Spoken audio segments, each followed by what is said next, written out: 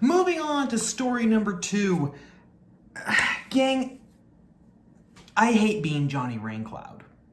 I really do. And I feel that I really need to try to be more upbeat and optimistic here on the channel. But I'm also not one for simply giving happy, clappy talk. Okay? We're all adults here.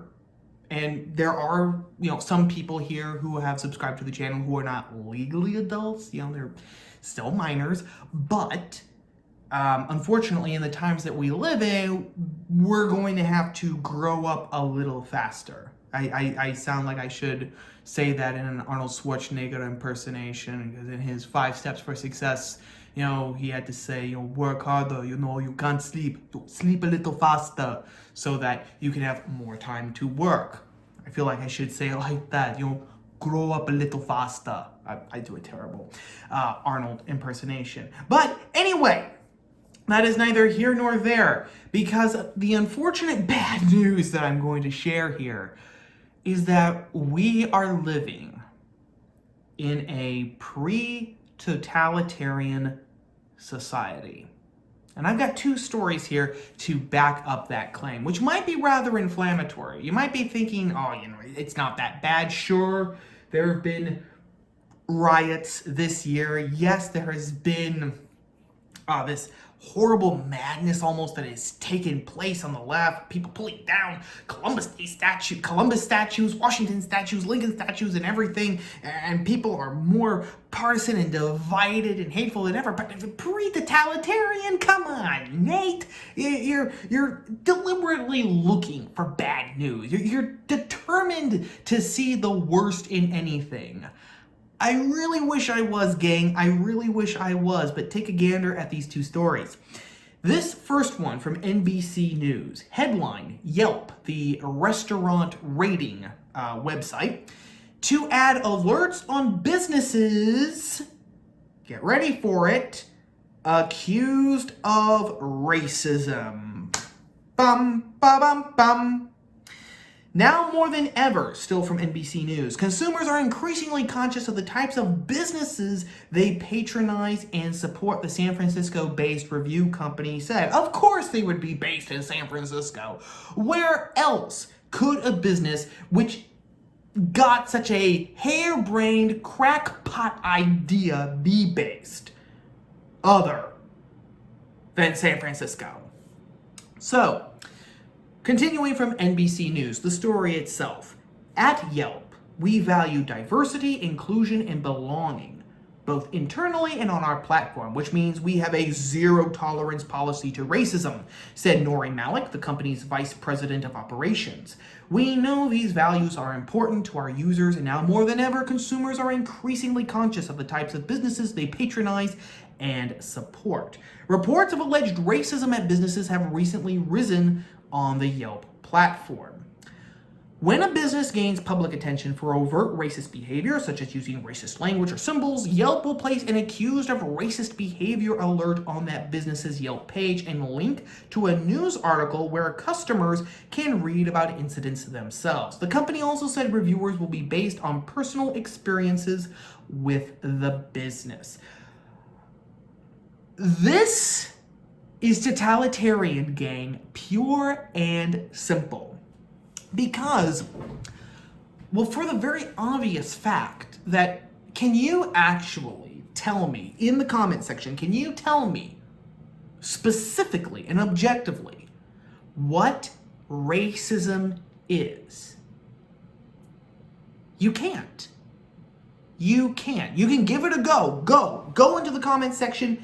Give it a go. Give it your best shot. But I'd be willing to bet you dollars to donuts that you won't be able to succeed. Not because of any fault of your own, not because of any deficiency on you or your knowledge of what's going on in the world, but simply because the definition of racism is constantly changing today. It's constantly changing because everything is now racist. I mean, the 1619 Project, for heaven's sakes, has basically said, no, not just basically, has actually upfront and proudly declared that all of America, everything that went into the founding, everything that has come about because of the founding is racist, because everything has been built on the basis of slavery and racial division, segregation, bias, and oppression, etc., etc. And here's where the totalitarian part comes in, gang. That being unable to actually objectively define what racism is where the totalitarian part comes in. Because now business owners, restaurant owners, from huge chains like Cracker Barrel to little mom and pop diners and pizzerias are going to be living in fear because they know that everything can change on the turn of a dime. Everything can change basically overnight. And they won't know about it, and they will accidentally say something or do something, and then their business is going to be slapped with an accused of racism tag on their Yelp page with a link to a news story, which is going to be very, very interesting because Yelp also says that it's going to be based on personal experiences, which means that they expect people to actually go to the press, to put something on Twitter, to put something on Facebook, put something on Instagram, and then the news agencies, ABC, NBC, the local and then the national, to take it and run with it. That's what they expect to happen. Okay? Now, to go into this a little bit more deeply, racist language and symbols. That means if an employee, innocently enough, just gives the A-OK signal, someone could report them. Obviously, when this black family came in to order and these two, people who were stocking shelves or cleaning off tables in the background, if they were talking to each other, one of them said something, couldn't exactly hear, but one of them gave that sign, obviously that's not a coincidence. Obviously he's not saying that everything is okay or he's good or he's done or whatever. Obviously he's giving a dog whistle to his friend that this black family has just come in and they should receive subpar service for that very fact. Okay? And do not doubt that it's going to get as crazy as that. Do not doubt me on this, gang. For instance, do you remember Rocco Bialy? Do you remember Rocco Bialy? He is a third-generation Bay Area restaurant owner who owns Rocco's Ristorante Pizzeria, a Walnut Creek hub for families and high school sports teams. According to the Times Herald of San Francisco, Bialy posted, quote, inflammatory comments on former Martinez City Councilman Tim Farley's Twitter page defending a couple that vandalized the yellow mural in front of the Wakefield Taylor Courthouse by covering it with black paint on July 4th. So long story short, Walnut Creek, the local Black Lives Matter group, got a city permit to do a Black Lives Matter mural on the street. And then on July 4th, this elderly couple came in and basically painted over it with black paint. And they were arrested for defacement, I believe. And then Bialy, on July 5th, he wrote to Tim Farley, nice job helping to divide the country. Why can't the people with the black paint express their First Amendment rights? Farley responded by saying they can apply for a permit, get approval, and do what they want in a safe and non-threatening way. To which Bialy responded, did the rioters and protesters get a permit to take down Grant, Lincoln, Columbus, Jackson, Sierra, etc.?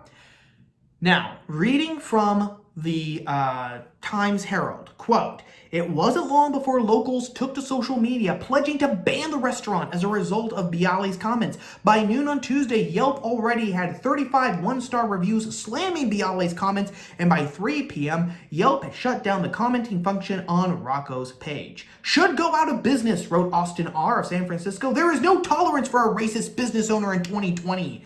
Jess M. of Concord wrote, Rocco's is canceled. Racist owner blasted himself all over social media. It's too bad because I have been eating here since early 2000s. There is no room for racism. I will post his comments on social media to spread awareness on this.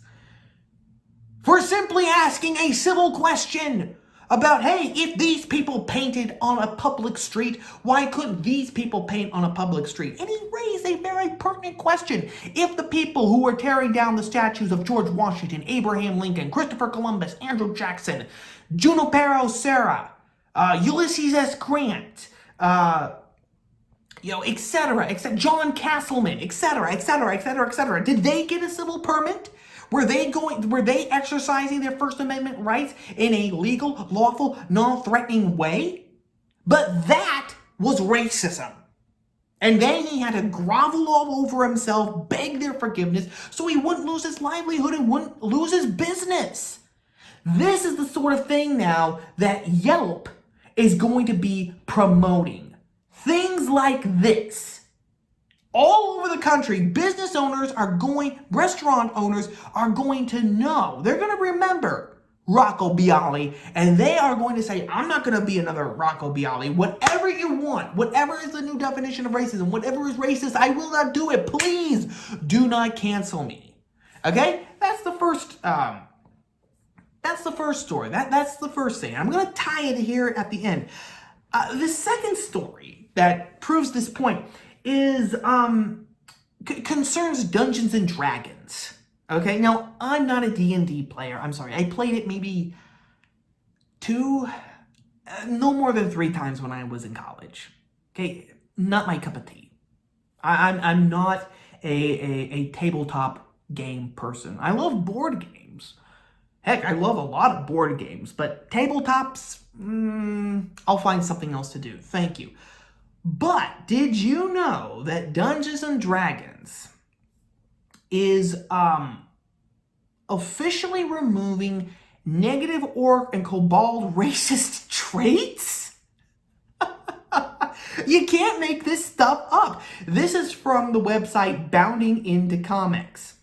Okay? Quote, a new set of errata rulings issued by Wizards of the Coast has officially removed the negative racial traits from orcs and kobolds in Dungeons and Dragons. The removal of these racial traits was revealed on October 1st when Wizards of the Coast released an update to their official rules, FAQ, the Sage Advice Compendium, which included links to new errata documents for Curse of Strahd, Ghosts of Saltmarsh, Storm King's Thunder, Tomb of Annihilation, and Volo's Guide to Monsters. Wizards of the Coast detailed changes to the text and rules surrounding the stat modifiers granted by the concepts of kobold traits and orc traits. Previously, kobolds received a 2-point increase to their dexterity in exchange for a reduction of their strength by the same amount. Similarly, orcs possessed a racial ability score bonus of 2 points to their strength and 1 point to their constitution at a cost of 2 intelligence points. According to the errata, these negative modifiers have now been completely removed, which means both kobolds and orcs will now be allowed to receive their positive racial bonuses with no penalty to their ability scores. Wizards of the Coast has also replaced the orc-specific menacing trait with a new primal intuition trait that will allow players to choose a proficiency in 2 of the following skills of your choice. The removal of the negative racial modifiers is the latest decision made by Wizards of the Coast in order to make the game more palatable to mainstream audiences. There you have it, gang. Now, why is this totalitarian?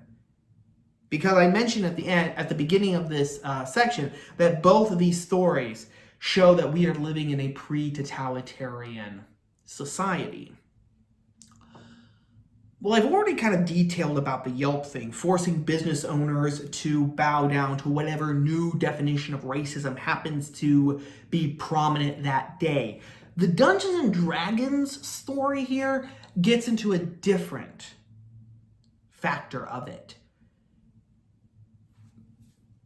A really good definition of totalitarianism is one that I read Rod Dreher use.